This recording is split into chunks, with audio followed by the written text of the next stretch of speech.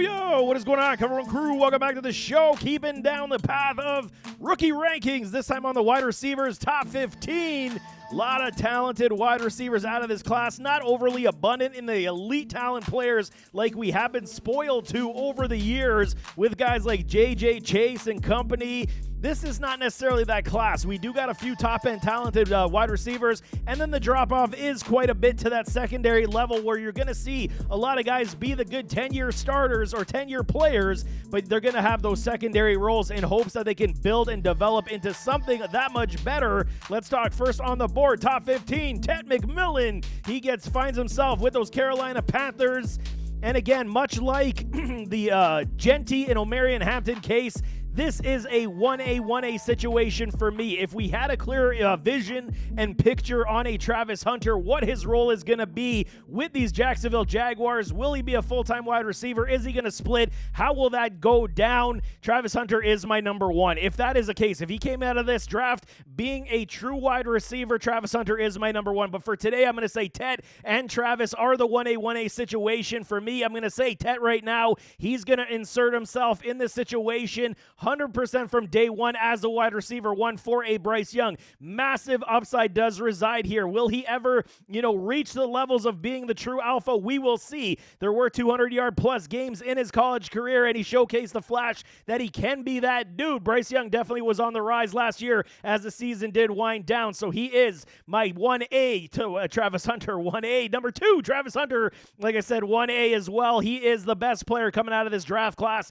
in my opinion, overall. I think Travis Hunter is absolutely phenomenal. In terms of dynasty, picking him number one, you might have to be a little bit pause on that or number one wide receiver, I should say. You got to pause just a little bit just because we don't know what the volume is going to be like until we do see that. And that's the crappy thing about this entire situation, because he could legit take 100 receptions and be the biggest, slept on number one wide receiver out of this class, right? So it's one of those situations. I'm definitely comfortable taking him as my top wide receiver as well as a wait and see, because the potential is off the charts with somebody like Trevor Lawrence, and hopefully the fireworks with T-Law can absolutely come back. And Travis Hunter, Brian Thomas Jr., that's going to be a formidable duo for many years to come. Absolutely love the upside with the Jacksonville Jaguars. Number three, Matthew Golden finds himself with Green Bay. Got to feel this absolutely love for love, because he got himself another weapon, and Golden definitely will challenge for snaps instantly on this team. Everything they wanted somebody like Christian Watson to be with the speed, the wheels, and getting down the field. Golden definitely has this ability. He's a great route runner, definitely is improving as well. Some inexperience is definitely on there, but as the season did wear on at Texas, we saw what a Golden could be. He was a high riser for the NFL draft and found himself a first-round commodity to these Green Bay Packers. He's definitely number three for me, and lots of upside with a Jordan Love. Number four, Trey Harris, huge riser up my board as his draft process did move on. I had him ranked very highly in my, top 6 or top 7, I believe I had him. Now he is number 4. For me, one player, he is one of these dudes, the true potential alpha wide receiver, and now on an offense with a Justin Herbert, Hampton, and a lad. He's a good lad, Lad McConkey. Sign me up all freaking day long. Everything they wanted QJ to be.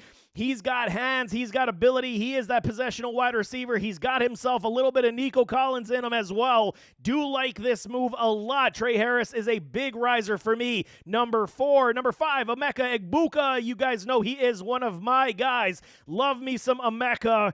He's the safest wide receiver out of this class for at least longevity and consistency from the wide receiver position, outside of Hunter, that is. But he lands on a team loaded with wide receiver talent. He's going to be fighting for target share, but that's something he's definitely used to with those Ohio State Buckeyes, playing with guys like Chris Olave, Garrett Wilson, Jackson Smith-Njigba. Egbuka's no stranger to sharing the spotlight with other wide receivers, and he's going to be roaming free, man. Eventually, maybe in the next year or two, depending on how this wide receiver room does shake out with Chris Godwin, with Mike Evans. Eventually, we're going to see Egbuka be a 100-plus reception guy. You may not, Amon-Ra style, but you may not see it for a couple years, but he's definitely one of these guys going to be a fixture in this offense for many years to come. Massive PPR upside from an Emeka Egbuka. Number 6, Luther Burden. He finds himself with the Chicago Bears. Okay, he feels like a DJ Moore clone, and I mean, this feels like a massive redundant pick for these Bears, but Ben Johnson knows how to at least get the guys involved. That's the positive thing. We may just see it, 1 out of 3 games where a Burden gets, utilized the way that he should in this offense. The other aspect is, how good is Caleb Williams going to be in his second year? They did put a lot of upgrades for this offense for Caleb to succeed, and Luther Burden is definitely one of these guys. He is my number 6. Just temper the expectations. The first year, like we saw with Roma Dunze, super talented wide receivers, just usage may be down the board. Number 7, Jaden Higgins. He finds himself with these Houston Texans. Massive landing spot for me. I was a huge Higgins guy as well, and he's got a lot of Mike Evans to him. They want to say that Ted McMillan is Mike Evans. Jaden Higgins is that Mike Evans guy. This could be a potential, unstoppable force at the wide receiver spot with a Nico Collins, getting C.J. Stroud back on track with 2 very big, talented wide receivers. Higgins finds himself in a very nice spot with Houston. Love him as my number 7. Number 8, Kyle Williams. Like I said, Trevion and Drake May in New England. I mean, this is not good, but I love this pick for the Pats as well from the fantasy perspective. He is such an explosive wide receiver, maybe the most explosive in this entire draft class. Williams has speed for days, and I mean, he plays a lot like a scary Terry McLaurin, maybe not, full route tree refinement like a Terry, but there is a lot to get excited about. If he does figure out the nuances of the route tree with that type of speed, buckle up for a lot of fun here. Drake May definitely got 2 new toys to play with, and Kyle Williams definitely should be coveted as a draft pick in your rookie drafts. Number 9, Jack Betch. I mean, Las Vegas Raiders, okay, we're going to talk about TCU wide receivers, and it always comes back to somebody like Quentin Johnston.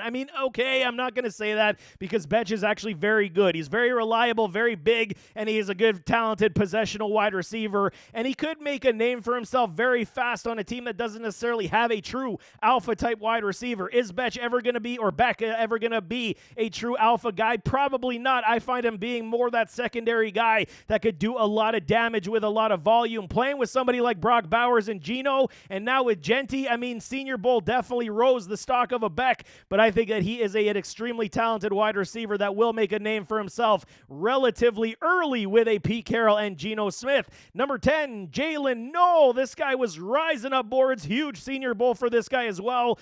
Houston decides to stay with Iowa State wide receivers, and this is going to be the Tank Dell replacement on, maybe on drugs. Like, that's how you want to put it, because Tank Dell is extremely talented, but the injuries were the issue. Where Jalen Noel, he's such a great talent, undersized, but the speed and the unreal athletic ability is why you get excited about a guy like Noel. He is more than just the slot guy. He's, manufactures ways to get him the ball. He's a seam killer, and he's got hops to get up and try those contested catches. He could be everything they wanted Tank Dell to be and more, which is actually scary. Love me some Jalen Noel. C.J. Stroud should be smiling. He got 2 beautiful toys to play with this offseason. Number 11, Jalen Royals, Kansas City Chiefs. I heard a comp from Daniel Jeremiah saying Randall Cobb for a Jalen Royals, but for me, it's more like that Robert Woods type of wide receiver. And I'm talking LA Rams Robert Woods. If you guys remember how good he was with guys like Sammy Watkins and Cooper Kupp, they were absolutely dynamic in LA with a Matthew Stafford. And I think the productivity should be very similar for somebody like Royals. With a Patrick Mahomes, you got him with guys like his name's evading me. The guy that got injured, the wide receiver. Damn, his name's evading me right now, but just a brain fart. But he's going to definitely add a capability to this offense on youth, speed, and ability. Royals definitely will be a very good piece to this offense. Number 12, Torrey Horton, Seattle Seahawks.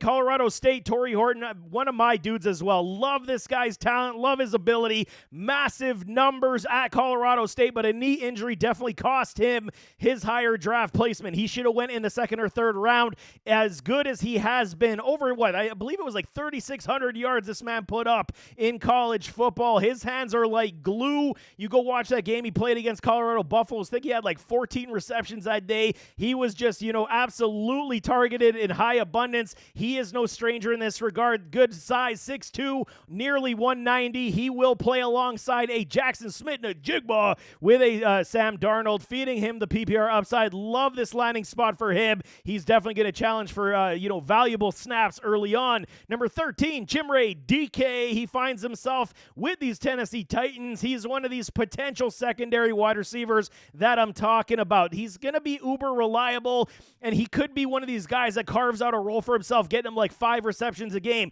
They did sign Cam Ward's boy, Xavier Restrepo, off the undrafted rookie free agent market, so there is upside there as well. But DK will be one of these guys. There should be growing pains with a Cam Ward likely, but DK is one of these dudes that you can rely upon as a secondary wide receiver, and he could be a flex player eventually in fantasy football. Isaac Tesla, this guy to me, he's got ability, but nothing ever really flashed off the film. He's going to be a good, talented secondary piece, but I just don't understand, and it's good upside and potential, no question. I just don't understand how he fits in this Lions offense as of today outside of depth pieces right now. You still got J-Mo, you still got Amon-Ra, you still got Sam Laporta, and we saw how that usage definitely was spread around. Now with Ben Johnson gone, how are they going to integrate a Tesla? So this one is definitely a wait and see, hence why the talent puts him at 14 inside my top 15. Usage, he's definitely a taxi squad player as a wait and see. And rounding it off with an Arian Smith, number 15, New York Jets. And I'm going to take a shot in the dark here. This one may fail miserably, but I'm definitely willing to bet that there's potential here.